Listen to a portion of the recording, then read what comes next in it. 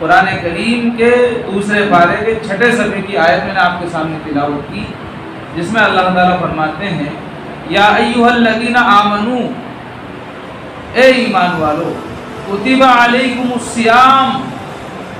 تمہارے اوپر روزے فرض کیے گئے ہیں،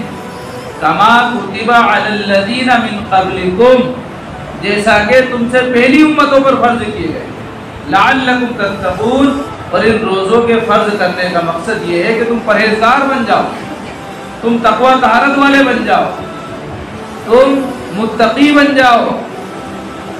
تقوی کی صفت تمہارے اندر داخل ہو جائے۔ ہر ایک عبادت کی ایک الگ شان ہے۔ نماز کے بارے میں اللہ تعالیٰ فرماتے ہیں ان الصلاۃ تنہی عن الفحشاء والمنکر، کہ بے شک نماز تمام بے حیائیوں سے اور بری باتوں سے روک دیتی ہے۔ حج کے بارے میں اللہ تعالیٰ فرماتے ہیں کہ جس انسان نے حج کیا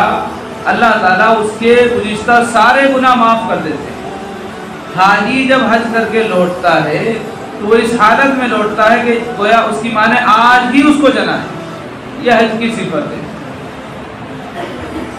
اسی طرح زکوٰۃ کے تعلق سے فرمایا کہ زکوٰۃ جو مسلمان اپنے مال میں سے 2.5% مال اللہ کی راہ میں غریب محتاجوں پر خرچ کر دیتا ہے، مستحقین پر خرچ کر دیتا ہے، تو اس کا جو بقیہ مال ہے وہ سارا مال پاکیزہ ہو جاتا ہے، وہ سارا مال اللہ کی حفاظت میں آ جاتا ہے۔ تو نماز کی الگ صفات ہیں، روزے کی الگ صفات ہیں، زکوٰۃ کی الگ صفات ہیں، حج کی الگ صفات ہیں، تو اللہ تعالیٰ نے ہر ایک عبادت کی الگ صفت رکھی ہے۔ اسی طرح روزے کی صفت یہ ہے کہ روزہ انسان کو متقی بنا دیتا ہے، روزہ انسان کو پرہیزگار بنا دیتا ہے، روزہ انسان کو اللہ سے ڈرنے والا بنا دیتا ہے۔